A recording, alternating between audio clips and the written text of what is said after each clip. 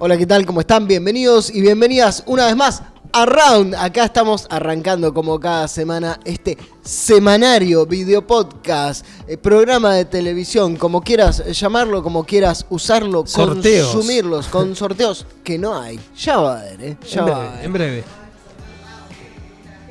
¿Cuándo va a haber un sorteo en Round? Y cuando quieras, podemos hacer. ¿Por qué no? ¿Y a dónde tiene que preguntar no, la gente? ¿A dónde puede consultar? No, vamos. Uy, mira, estaba apagado mi micrófono, Seba, perdón. Nos estamos convirtiendo en un programa de streaming cualquiera, así. No dijimos ni de qué se trata, ahora vamos a dar las redes. Primero voy a dar las redes Okay. y después hablamos del inicio del programa. @labcd.unrn, ahí tienen todo lo que venimos haciendo a lo largo de estos 2 años y nos pueden dejar sus preguntas, inquietudes. ¿Y qué podemos sortear, no? Por ahí la gente nos da una idea, vamos, golpeamos la puerta correcta y... nos pueden decir eso. Y otras cosas. Bueno, esas son nuestras redes, nuestras vías de contacto, nuestra interfaz con el mundo de este contenido que busca invitarte a recorrer distintos temas y ampliar la mirada con todo el conocimiento que se genera acá en la universidad pública. Hoy tenemos un programón. Así es. Así, no cabe otra palabra para definir esto que va a suceder. Hoy viene Juan Sasturain, acá mismo, nada más y nada menos, el escritor, guionista, periodista, conductor, exdirector de la Biblioteca Nacional, guionista de Perramus, escribió un montón de novelas. Llenó todos los casilleros, tiene todo. Estuvo en la tele hablando de libros, ya está. Estuvo en la tele hablando de libros. Y nos entretenía, todo, sí. Nos gustaba.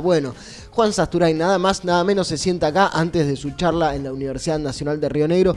Va a venir a compartir, vamos a compartir una charla con él, hablando de algo que en lo que él es especialista, justamente, que es nada más, nada menos que el Eternauta. Uh-huh. El Eternauta. Vamos a estar hablando de esta historia fascinante. Vamos a estar ampliando el universo del Eternauta, hablando de Westergeld y también de lecturas, de qué significa leer hoy en tiempos en los que la lectura está siendo transformada y a casi 70 años del surgimiento del Eternauta. Así que un gustazo que nos damos hoy en este round y... Luego de saludar a María Ángeles, luego de saludar a Sebastián Antonio Aguirre, a quien no había saludado. ¿Cómo estás, Seba? Se agradece, igual, estoy acá. Bien. Vamos a sortear algo de él. Él no lo sabe, pero vamos a ir a la casa, agarramos algo de él y lo que vamos a sortear... Avanti. Seguro, un dibujo, porque dibuja justamente. Sebastián. Pinta muy bien también el compañero. Sí, Aguirre. Puede ser un dibujo de Seba. Un cuadrito. Arrancamos con las noticias, así nos entra todo el programa de hoy. Que es un programón. Vamos derechito a las noticias universitarias. El vicerrector de la sede andina de la UNRN, Diego Aguiar, participó el pasado martes de la Comisión de Educación y Cultura del Senado de la Nación en el marco del debate por el financiamiento del sistema universitario público. En representación del rector Anselmo Torres, expuso sobre los desafíos presupuestarios que enfrenta una universidad joven, regional y en expansión. Aguiar remarcó el impacto del desfinanciamiento en universidades patagónicas, donde las distancias y la falta de infraestructura propia agravan los problemas. Mencionó aumentos en servicios y alquileres, la paralización de obras clave y la imposibilidad de renovar equipamiento para carreras como medicina y odontología. También alertó sobre el deterioro del sistema científico y el éxodo de investigadores como consecuencia de la crisis. Finalmente hizo un llamado a todos los sectores, productivos, académicos y políticos, a apoyar la aprobación de una ley de financiamiento universitario sostenido. No se trata solo del presente de las universidades, sino del futuro del país, concluyó. La editorial UNRN lanzó Mujeres y Dictadura, un libro que reúne los relatos de la vida de 18 mujeres rionegrinas que atravesaron la última dictadura cívico-militar. La obra, compilada por Mariana Rulli, Javier Torres Molina y Lucía Sanfardini, propone una mirada feminista y humana sobre uno de los periodos más oscuros de la historia argentina. A través de entrevistas en profundidad, el libro recorre trayectorias marcadas por la militancia, el trabajo, la educación y los vínculos personales y ofrece testimonios que iluminan el impacto del autoritarismo en vidas concretas. El volumen busca no solo preservar la memoria del pasado reciente, sino también generar reflexión en el presente. Mujeres y dictaduras se encuentra en preventa promocional con envío a todo el país. Los ejemplares pueden comprarse a través del formulario oficial y retirarlos en las sedes de la UNRN o bien recibirlos por correo argentino. Una investigación conjunta entre la Universidad Nacional de Río Negro y el Instituto Alemán de Agricultura Tropical y Subtropical analizó el sistema participativo de garantías ecomarcal, una experiencia que promueve formas colectivas de asegurar la calidad de los alimentos agroecológicos en la comarca andina de Río Negro y Chubut. El estudio realizado por el Instituto de Recursos Naturales, Agroecología y Desarrollo Rural de la Universidad Nacional de Río Negro se centró en cómo se construyen nuevas relaciones de confianza y organización entre productores, consumidores e instituciones mediante el diálogo y la participación activa. La investigación combinó proyectos sociales, de extensión y una tesis doctoral vinculada a la licenciatura en agroecología. Entre los resultados se destaca el potencial del sistema participativo de garantías para transformar roles tradicionales y fortalecer procesos colaborativos en torno al consumo responsable. El artículo fue publicado recientemente en la revista Action Research. Estas fueron las noticias, quédate ahí que todavía hay mucho, pero muchísimo más round. No te vayas.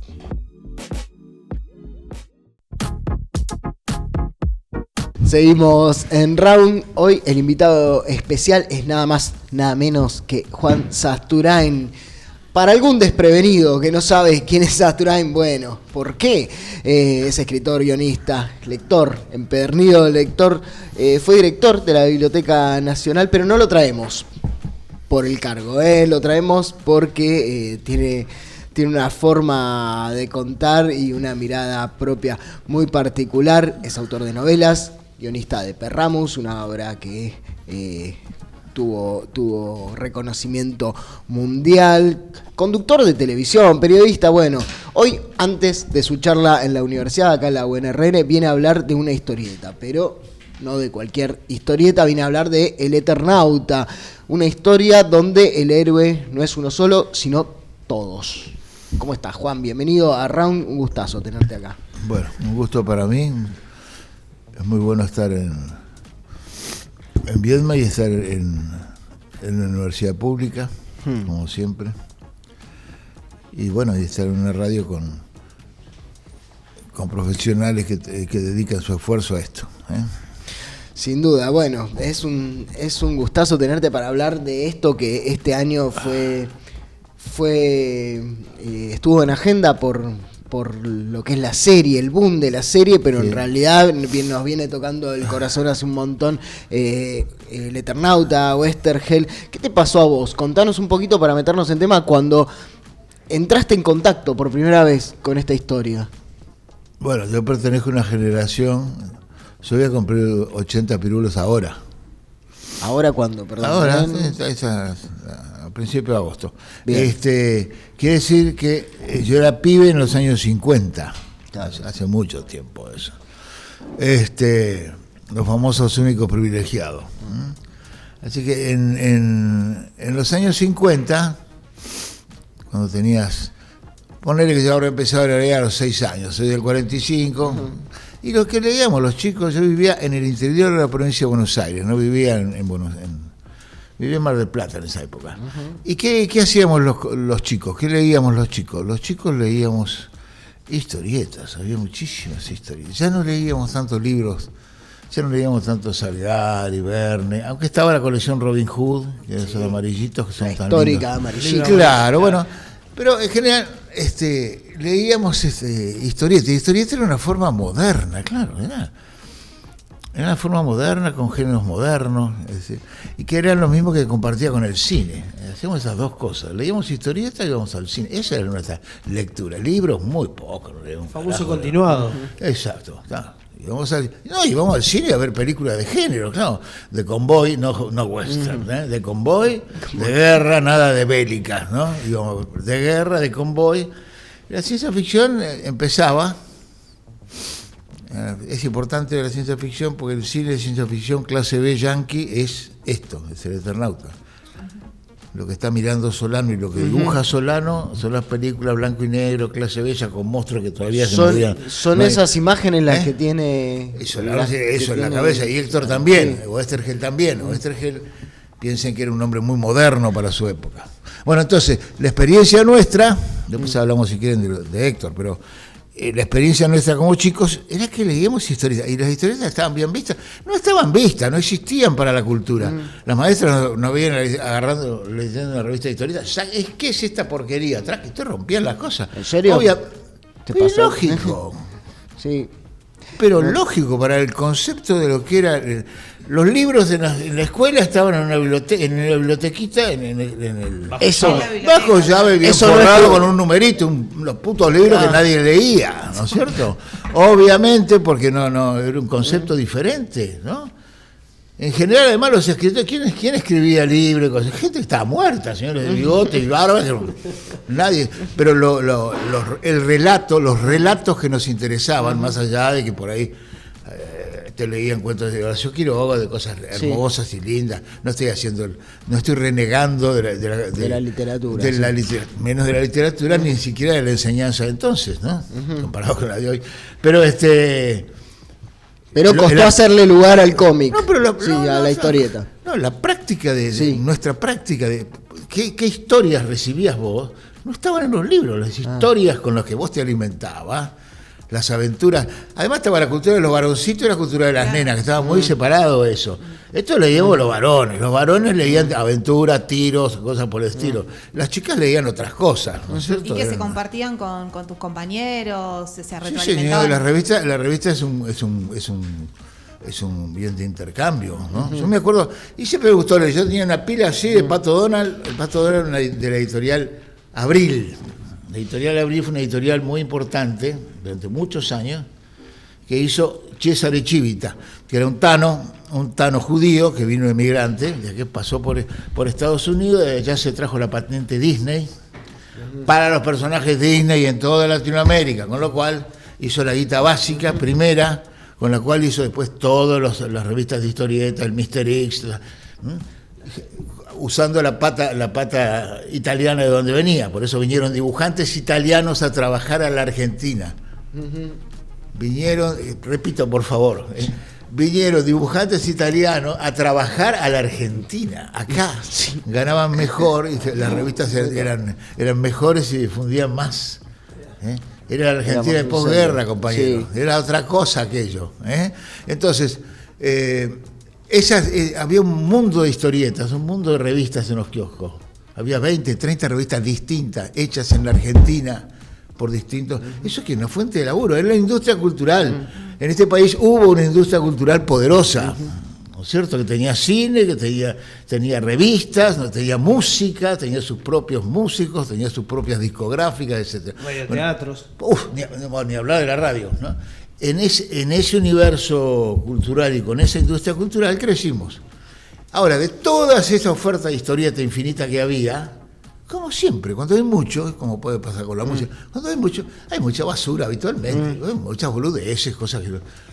Pero de vez en cuando aparece, como nos pasa con la música también, no aparece un Charlie cada tanto, ¿no? Aparece uno cada tanto, mientras tanto hay un montón de gente, ¿no?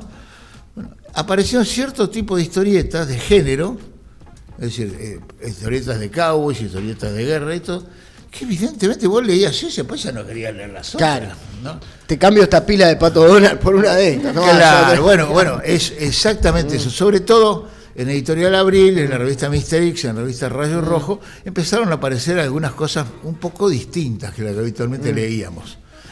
Para hacer historietas, como pasa hoy con los medios de masa, tenés dos alternativas. Vos producís o comprás, traducís, ¿no? Claro. Comprás enlatado o comprás...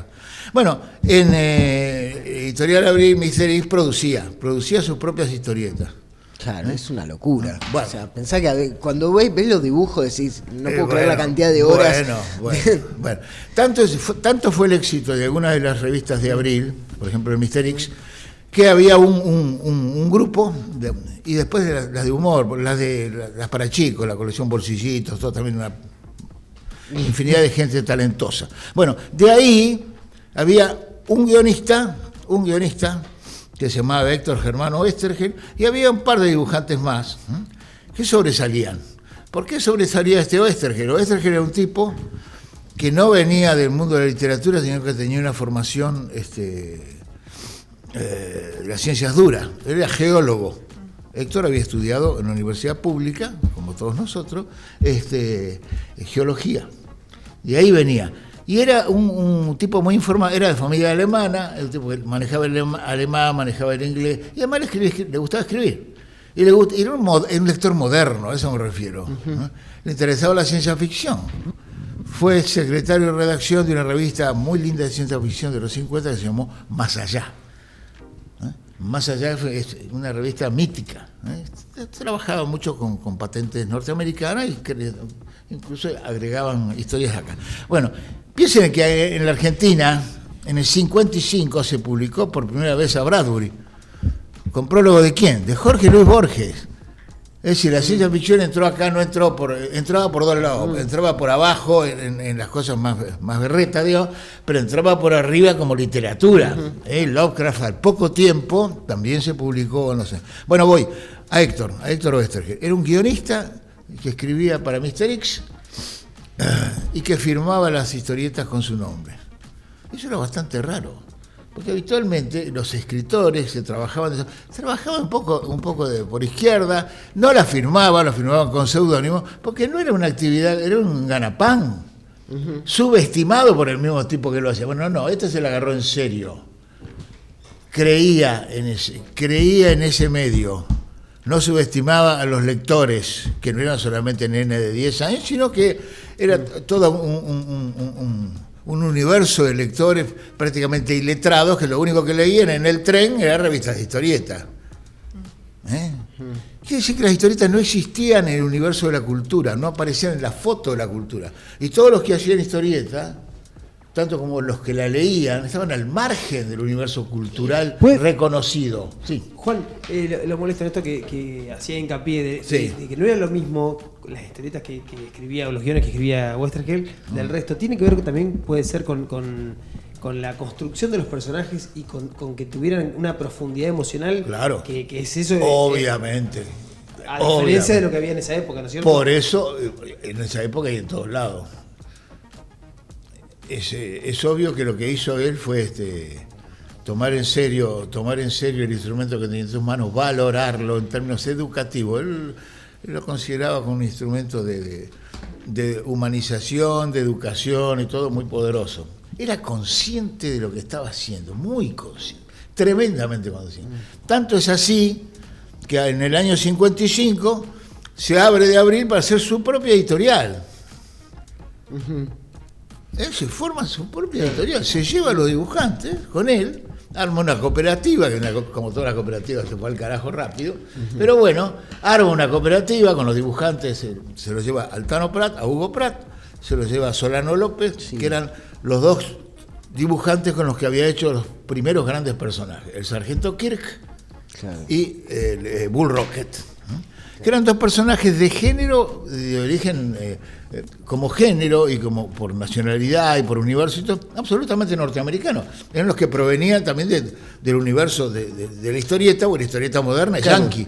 Nosotros somos es la condición de producción lo que venía absorbiendo. Y el momento en el que decide situar una invasión del espacio acá en Buenos Aires, en los barrios de acá, en las calles de acá, ¿por qué te parece que hace eso? ¿Es una decisión estética, le sale, o es una decisión realmente política consciente? Decir, che, no, esto va a pasar acá. No, de política no hablemos, no viene por ahí. No podemos pensar en un militante político que hace una historieta en clave. No, eso no existe. Eso es un mito. No es un mito, eso es resultado de la historia que le pasa por encima a él en las décadas siguientes. Claro. Pero ese hombre que está escribiendo esas historietas está viviendo. Es como toda la clase media argentina antiperonista, probablemente socialista, o con cierta simpatía. Estamos hablando de los 55, 56, la época del golpe, ¿no? De la libertadura. Pero Héctor, como el caso de Walsh, es exactamente simétrico al caso de Rodolfo Walsh. Es gente que proviene de la industria editorial, laburantes de la cultura, no se conciben a sí mismos como intelectuales, ni se piensan como intelectuales. Son tipos que trabajan en la industria editorial. Claro. Son correctores, traductores, hacen notitas, viven de las publicaciones periódicas. Oestergeld jamás escribió un libro. Qué impresionante. Nunca eso. publicó un libro. Y era escritor. Así que siempre eligió un lector real, un lector que es el que compra medios de... Hay que pensar también lo que eran la gráfica de entonces, ¿no? La cantidad de revistas. Pero elegir un género, entre comillas, menor, popular, de consumo masivo, esto de decir, bueno, voy a dar un mensaje accesible, es algo que le salía porque quería, no había una decisión, un plan estratégico de ahora, claro, voy a dar lo que le salió, porque el mensaje en retrospectiva es muy potente, es como descolonizador, obviamente que sí, pero viene desde una concepción humanista del relato, ¿no? Héctor tenía una formación literaria fuerte, ¿no? Literaria fuerte. Qué sé yo, que provenía tanto de los clásicos como provenía la literatura norteamericana del siglo XIX y XX, sobre todo eso, ¿no? Más que los franceses, más los yanquis, ¿no? Un lector de Conrad, un buen lector de Melville, un buen lector de qué sé yo, alguien que no se leía tanto entonces de la industria, en el cine Roja del Coraje, Stephen Crane, que es una extraordinaria novela sobre la guerra de secesión, y era un lector de novelas de guerra de entonces. Piensen que la guerra de la Segunda Guerra Mundial pasó ayer. Sí. La bomba de Hiroshima es el 45, ellos están escribiendo en el 49, 50. Todo eso pasó ayer. Leíamos historietas ambientadas en la guerra de Corea, ponele. La de Corea del 51 al 53. Nosotros las leíamos en el 57. Es un escritor moderno, para el cual la aventura no son las historias de pirata, claro. No es algo que no. Es algo que está repercutiendo en ese momento. Y el extremo, tanto Sargento Kirk como Bull Rocket, sobre todo Sargento Kirk, es un ejercicio de humanizar, en el mejor sentido de la palabra, humanizar los géneros. Entonces, ¿qué hizo? ¿Quién es el Sargento Kirk? Sargento Kirk es un desertor. Es un desertor. Es decir, participó, imagínense a General Custer, el rubio de los rulitos, amasijado por los indios, ¿no? Un militar que demonizaba a los Pieles Rojas, como todas las películas de entonces, pues el revisionismo, las películas de John Ford, las películas del western clásico de entonces, de altísima calidad en muchos casos, no, de ninguna manera le daban espacio a la consideración del otro como valioso, ¿no? Llegaba siempre, al final llegaba la caballería y los mataba a todos, pues los indios eran traidores, claro. Jodidos, hijos de puta, quemaban siempre, se llevaban a los chicos, en fin. El sargento Kirk es un desertor. Después de una matanza, se va, rompe la espada, la tira y se pianta del ejército. Nunca se saca la pilcha del séptimo de caballería, siempre la lleva puesta, pero se pianta, porque no tiene espacio en la institución. Esa guerra no es la suya, no puede participar de eso. Y el grupo, se va formando un grupo con sus amigos, porque la lealtad es personal, es amistosa. El grupo no se forma a través de la institución, sino el vínculo personal. Entonces, ¿quiénes terminan después de 2, 3 años de historieta juntos? Es todo psicoanalítico esto, porque mira, no hay, todo varoncito. ¿Quiénes terminan juntos? El sargento Kirk, que es un renegado, el indio Maja, que es un adolescente último sobreviviente de la tribu de los Chatogas exterminada. Claro. Un ladrón de caballos, reformado por Kirk, claro. Que le explica que es mucho mejor pelear por una causa justa que hacerlo solamente por dinero. Y el doctor Forbes, que es un médico que estaba en la ciudad de Denver, pero que, siendo en una diligencia atacada por los indios, lo ve a Kirk y se baja la dirigencia y se va con él. Basta de atender burgueses. Bueno, pero ahí está un poco la runfla de amigos que sale al territorio inhóspito a arreglársela como puede. Exactamente, a eso vamos. Laburamos mucho las relaciones, muchísimas las relaciones humanas. Exacto, eso es. ¿Qué los une a ellos? La amistad. Esa amistad va más allá de cualquier otro condicionamiento. La sociedad es una sociedad hostil, llena de contradicciones, en las cuales ellos deciden a partir de las lealtades, ¿no? Y Kirk anda corriendo siempre de los soldados, ayudar a sus ex compañeros soldados, con los indios, siempre problematizado éticamente.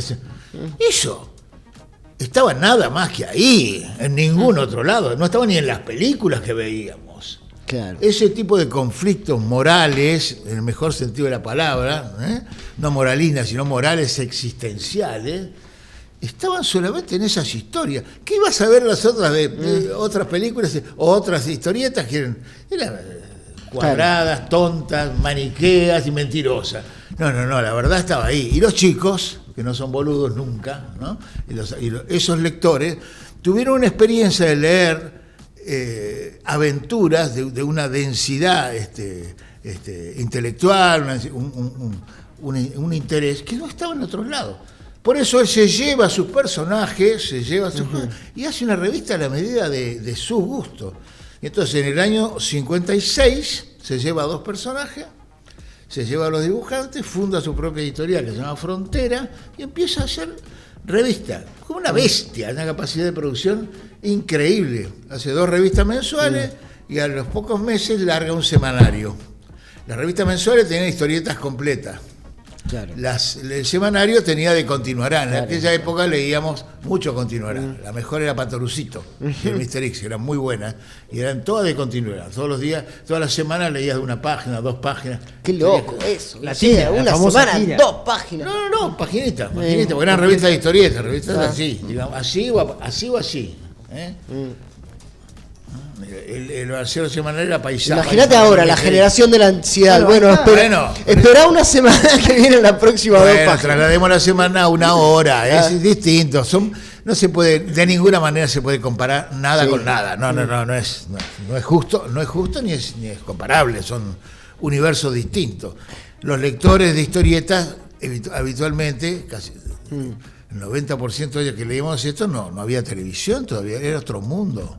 Claro. Las aventuras estaban en las historietas, las aventuras que leíamos los varones, estaban en las historietas, en la radio. Yo conocía a Tarzán. Eso le iba a decir. Tarzán por radio.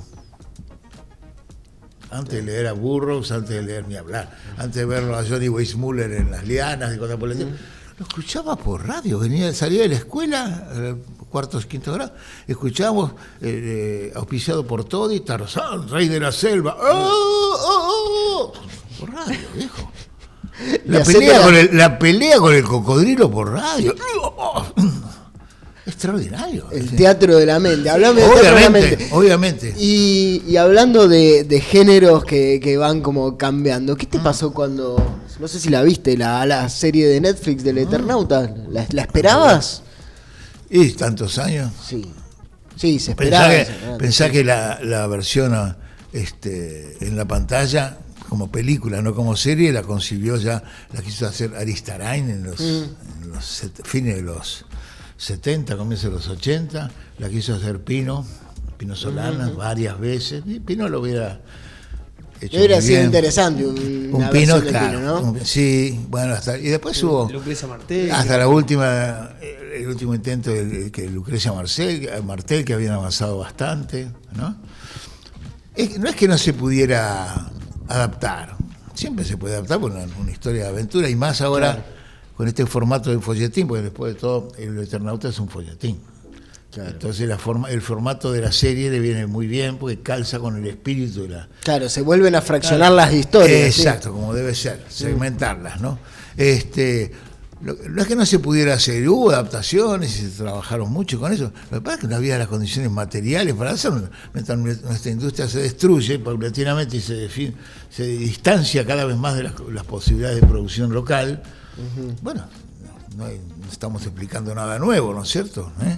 Ha sido absolutamente desmantelada durante décadas toda nuestra producción audiovisual. Ustedes lo conocen muy bien. Claro que sí. Entonces, se dieron las condiciones materiales. Ahora, para que se dieran las condiciones materiales, los que tienen la teca, los que tienen la tela, tendrían que conocer la historia.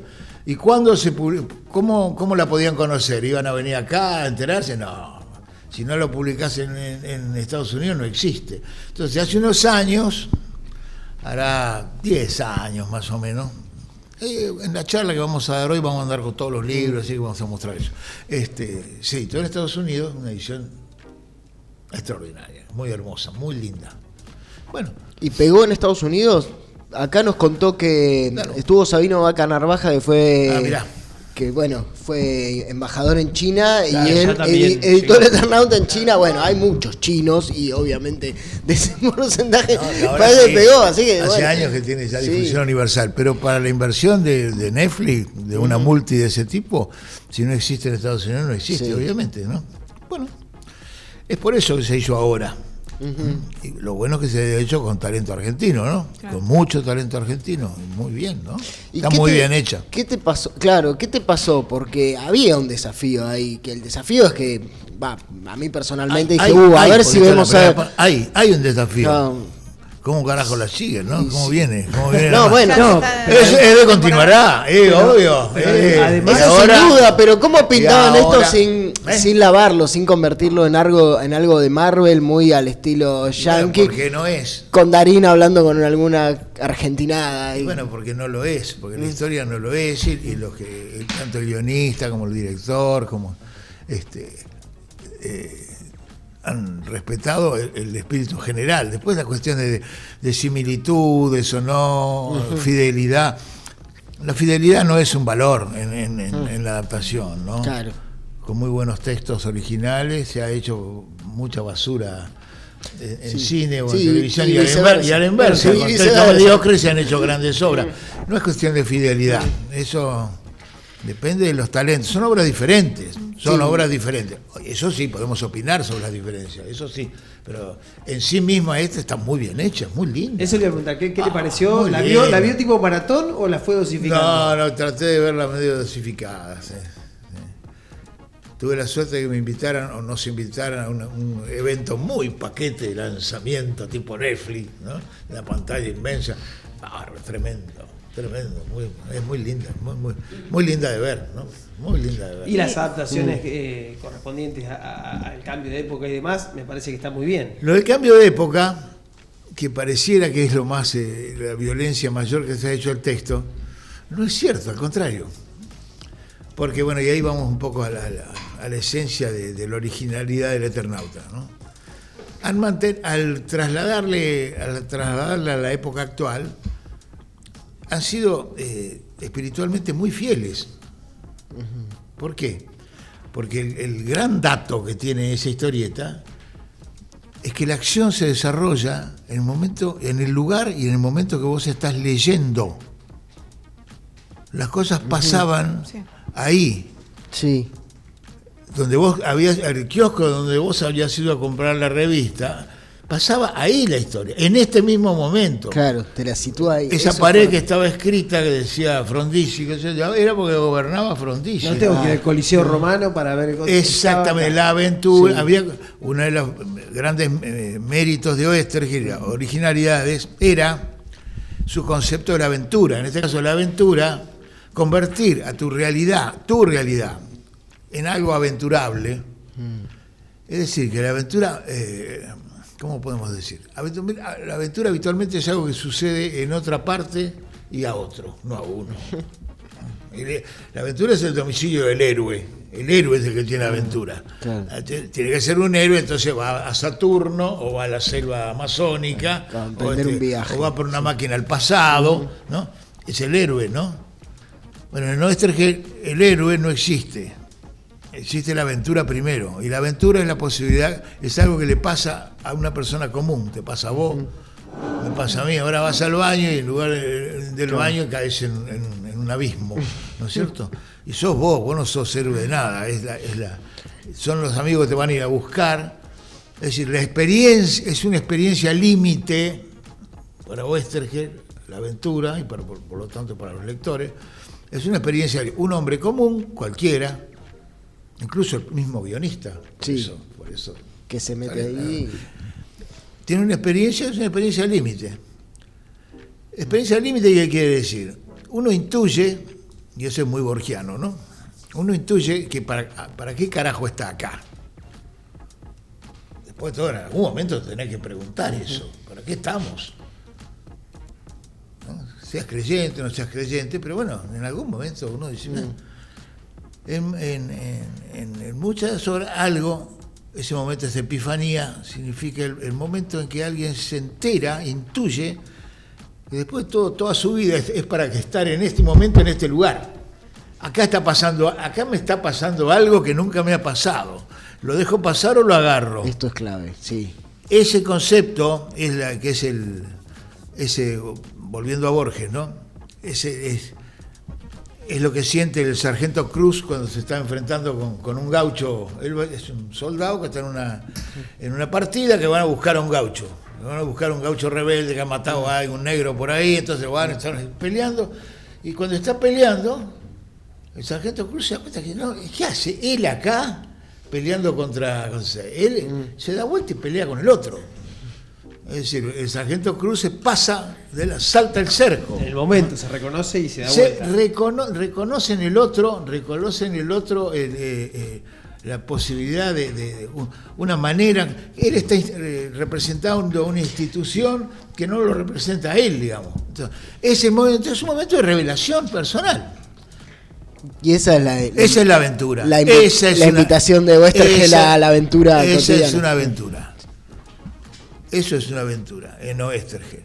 En general, el héroe en Oesterheld, por eso hemos escrito hace muchos años esas cosas, el héroe nuevo en Oesterheld, en todas las historias, no en el Eternauta, en todas las historias en general, es un hombre común puesto en una circunstancia excepcional. Esa circunstancia excepcional, como a todos nos pasa, o asumís eso como un desafío personal, moral, ético y físico también, o te quedas en el molde y la vida pasa. Es un tema andoliniano también. Sí, el negro lo cuenta maravillosamente bien en el mismo registro, ¿no es cierto? En el mismo registro. Claro. Cómo hacerse el boludo, pasa la cosa, ¿no? Claro, vos podés agarrar pasa la vida y escuchar la aventura. Vos ni te enteraste lo que pasó, ¿no es cierto? ¿No? Ese día te quedaste en tu casa, El día que cayó la nevada mortal. Te dormiste una siesta. Claro. Bueno, entonces en Oesterheld ese es el concepto de la aventura. Ahora, esos personajes que tenía, creó sus propios personajes, su propia historia, y tomó dos temas extremos. Uno que le interesaba mucho, que era la guerra, como el lugar sin sentido. ¿Qué hace un hombre metido en la guerra? La guerra en sí misma, en eso, no tiene sentido. Matarse unos a otros no tiene ningún sentido.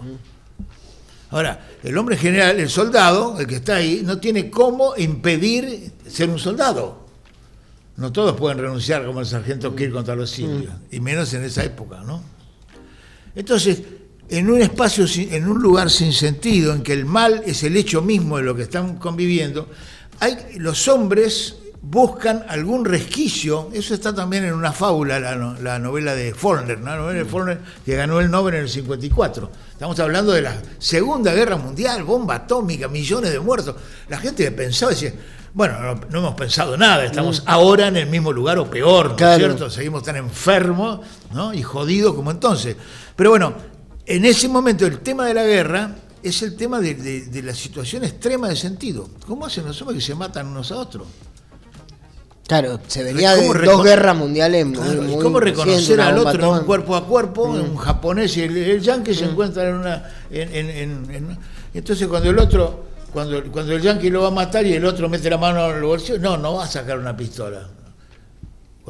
Cuando lo mata, el ponja lo que tenía era unos japonesitos en una foto, sus nenes, ¿no? Sus hijos, ese era un padre también. En fin. Oesterheld piensa todo, te obliga a pensar todo de nuevo, a los estereotipos, ¿no? Te reinicia. Moralmente te reinicia. Y el Eternauta es la suma de todo eso más otras cosas. La idea original del Eternauta es, él lo dijo siempre, es la situación Robinson. ¿De qué habla eso? Es la situación Robinson Crusoe. Es decir, el hombre aislado, en un lugar en que no tiene... él lo pensó, en lugar de estar aislado por el agua, aislado por la muerte. En lugar de estar solo, estar acompañado. Es decir, no estar absolutamente solo, sino con amigos, con iguales. ¿Cómo se comporta digamos, no es Sartre hace Wisclos, ¿no es cierto? A puerta cerrada, los mete a todos y el otro es sí, pero la invitación a la aventura y a la situación extrema lleva esa condición límite a plantearse temas muy existenciales. ¿Qué te parece? Bueno, yo recuerdo de la historieta ahí Favale diciendo, che, ¿te das cuenta? Ahora recién que aparece un otro logramos ponernos de acuerdo entre todos y hasta antes de ayer nos estábamos como matando entre nosotros y la vida, la lucha, lo que vale, el instinto, todo eso aparece a flor ahí en ese momento. Pero esa es la segunda parte de la historia. La primera parte de la historieta, las primeras 60 páginas, de a 3 por semana, 3 por 5, 15, bueno, casi los primeros 6 meses, ponele, no salen de la casa. Sí, es impresionante. Salen a buscar armas, van hasta la ferretería a buscar morfi a la farmacia. Es el grupo que cómo sobrevivir, por eso situación Robinson. Y esos 4 que están ahí son muy representativos del universo propio de Oestergel. Claro. ¿No? Son gente de clase media, de una zona más o menos acomodada, profesionales, empleados, profesores, ¿no? Y tienen unas experiencias muy duras, porque ellos son autosuficientes y se manejan bien, ¿no? Y tienen cosas, tienen saberes, tienen bienes, ¿no? Saben cómo obrar, cómo manejarse, se tienen unos a otros, tienen familia, tienen cosas que perder. Y bueno, y los atacan. ¿Quién los atacan? Los desesperados, los que están afuera, los que no tienen. O los que moralmente no son tan enteros como ellos. Otros que lo único que pasa es que no tienen y van a buscar donde tiene otro. Terminan matando a otros, ¿no? Defendiéndose. Y dice, bueno, es la ley de la selva, dice Favali, que es un poco Héctor también. Claro. La mente pensante. Racional, pensante. Claro. Acá es. Héctor está diseminado, no solo en el guionista, que es otro tema que no está en la película. No hay guionista. No está. Ese es clave, la diferencia. Bueno, Héctor está diseminado. Es Juan Salvo por un lado, porque es el hombre con familia, que es él. Ese es Favali, porque es el científico también. ¿No es cierto? Básicamente está ahí. Y ese, obviamente, también es el guionista. Sobre todo es el guionista. Los 3, ¿no? Tiene diseminado en esas 3 cabezas. Sí, se dividió. Bueno, ¿qué pasó? En esas primeras páginas, esos primeros centros, se arma el grupo. Ninguno, fíjense que en el Eternauta no hay traidores. En el Eternauta original no hay traidores. Hay gente más débil, más que tiene miedo, pero traidores. Más desesperada, más, pero claro, no hay es traidores. Cuando aparece el enemigo, no hay traidores, no hay colaboradores. Es verdad, no lo el ejemplo salvo los hombres los colaboradores son los manos, y los manos son colaboradores porque son unos humanos, digamos, mejorados, Sí, los tienen. Están manejados por la glándula del terror. Glándula de terror, que se le activa cuando les da miedo, les entra la glándula. Es buenísimo. Bueno, es buenísimo. Bueno, entonces, esos hombres reunidos en esa casa, ¿a qué atinan? Los hombres que están en la casa. Ellos, ¿qué deciden hacer? Irse, viejo. Claro. Irse, la historia, hubo un fin de la historia, se acabó la historia. Cada tanto nos lo dicen, eso es mentira, pero siempre aparece el fin, no es el fin de la historia. Y ahora Poronga, es el fin de la historia, no hay más historia, no hay historia. La historia es lo que nunca se acaba. Sí. Bueno, entonces, para ellos se acabó la historia. Favali, que es el que baja línea ideológica, no, acá es la ley de la selva. Tenemos que volver a armar la civilización en un valle, acá en Mendoza. Claro. Vámonos para allá, le golpean a la puerta. Claro, ¿y qué pasa? En ese ¿Qué hacemos con los otros? Claro. Bueno, los que le golpean a la puerta son otros que pensaron distinto que ellos. El tornero Franco, cuando vio, dice, no es una ellos estuvieron pensando todo el tiempo que era una catástrofe. Por ahí se dieron cuenta que sí, podía haber algo, pero... No, viejo, acá Franco vio que bajaban cosas del cielo, se fue a Campo de Mayo, viejo. Esto es una invasión. Hay que pelear. Claro. No rajarse.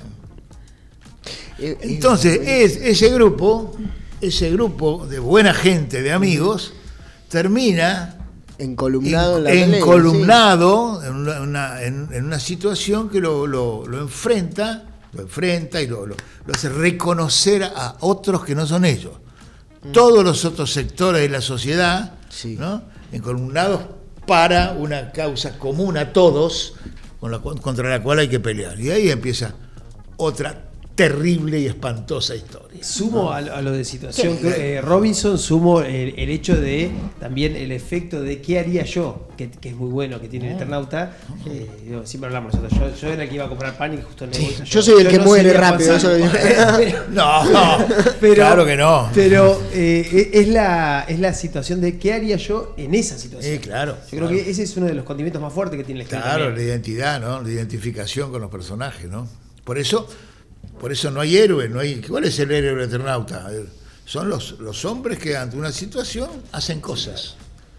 Y lo dice bien Héctor, muchos años después, dice, ¿quién hubiera pensado que Franco iba a resultar el héroe, el verdadero, el que llevaba hacia adelante la lucha? El empleado de la ferretería. El que le pegó el bazucazo, el obrero tornero, era obrero. Que le mete el bazucazo al corazón de la invasión.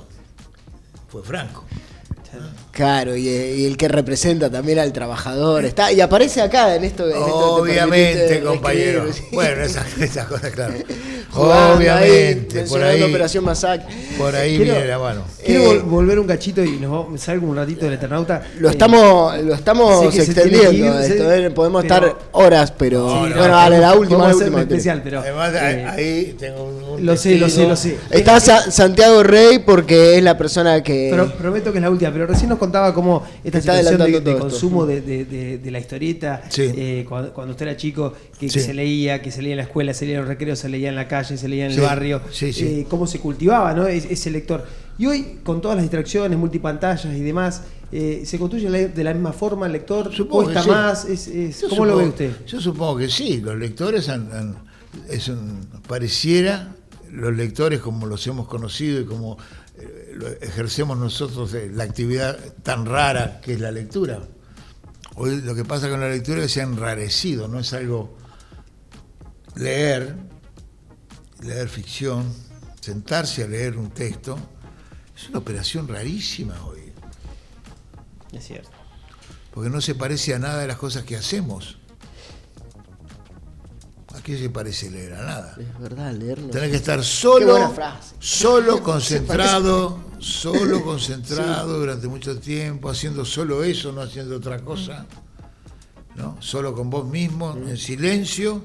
Habitualmente casi nunca estamos ni en silencio, ni solo, ni haciendo una sola cosa. Solamente cuando vamos al baño, cuando dormimos, ahí estamos. Por eso leemos en el baño, leemos en la cama, ¿no? Es verdad, la vida es muy distinta a esa experiencia. Obviamente no se puede hacer ningún tipo de comparación porque la lectura es una operación para mal o para bien. La lectura, como la hemos conocido, es una actividad casi en retirada, ¿no? Eso no es ni malo ni bueno. ¿Te preocupa? ¿Qué va a hacer? ¿Te preocupa vos que sos un hombre de letras? No. No sé si te vas a correr. No, es lo que pasa. ¿Qué vamos a hacer? La realidad no vamos a intentar... son cosas diferentes, ¿no? Bueno, pero fuiste director de la Biblioteca Nacional, hiciste programa de libros. Bueno, es lo mismo. ¿Te interesa la promoción de la lectura? Obviamente que sí. Una actividad que no merece que se pierdan, ¿eh? Pero no es una cuestión de... Los cambios de este tipo, tecnológicos, suelen ser irreversibles en gran medida. Yo me imagino lo que habrán sentido los monjes cuando Gutenberg inventó lo que inventó. Eso lo hacemos nosotros nada más, ¿no, señor? Cualquier grasa va a leer. Eso, Igual creo que son hay una prácticas cosa. que un poco están volviendo. Hoy justo estaba mirando, o sea, hoy es el día 30 de junio, el día de las redes sociales. serio? Sí. Entonces, una Y de las nosotros cosas, así como si nada. así como si nada. Y una de las cosas que decía el artículo es, bueno, además de que sabemos que estamos sobreestimulados con las pantallas, que consumimos todo en pantallas, también hay una necesidad, por lo menos se está notando ahora, de salirnos un rato de ese lugar y volver, ¿no?, al analógico, Ahora, al disco. Lo que ¿no? necesitamos es centrarnos, no salir. Ya O también, salimos claro, demasiado. entrarnos hacia Yo creo que lo que se necesita es centrarse ahora. Hay que entrar, Hay que entrarse un poco, ¿no? volver un poco a esas viejas prácticas que nos hacen bien, o por lo menos que nosotros notamos que tal vez nos hacían otra persona, nos convertían en otra persona, me parece. Sí, claro, qué sé yo, son experiencias. Pero lo real es que la lectura, como lo hemos conocido y lo hemos experimentado durante mucho tiempo, sobre todo los que somos más grandes, es una actividad en retroceso, ¿no? En retroceso como práctica. Bueno, pero es sustituida por otras, qué sé yo, es así. ¿No renegás de eso? ¿De no, de justamente de no, por ahí no estar tan metidos en los libros como por ahí nos pasaba antes. No, yo tengo la posibilidad de vivir como se me canta, en la medida que pueda sobrevivir, ¿no es cierto? Pero bueno, ya tengo 80 pirulas ahora, que voy a hacer? Está todo bien, ¿eh?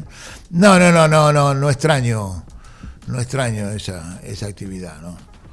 Y mi relación con las, como de mucha gente, con las redes sociales, etcétera, es una relación de extrañeza prácticamente. No me representa, ni necesito, ni cosa, ¿no? Cada uno elige, por suerte. Siempre ha podido elegir, así que... Bueno, ¿cuánto spoileamos de la charla en la universidad? Todo, Un montón, todo. Bueno, todo. Acabo de decir todo lo que sé. Así Sí, va, que está bien. perdiste.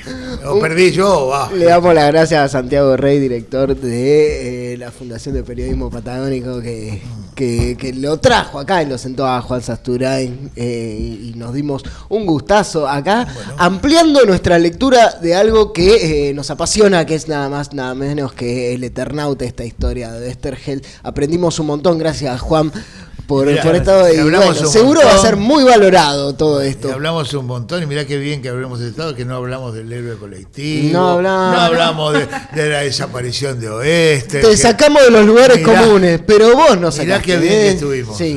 qué bien que estuvimos. Nada facilongo, muy bien. No. Bueno, continuará. Tenemos todavía Continuará. para seguir hablando de lectura, además.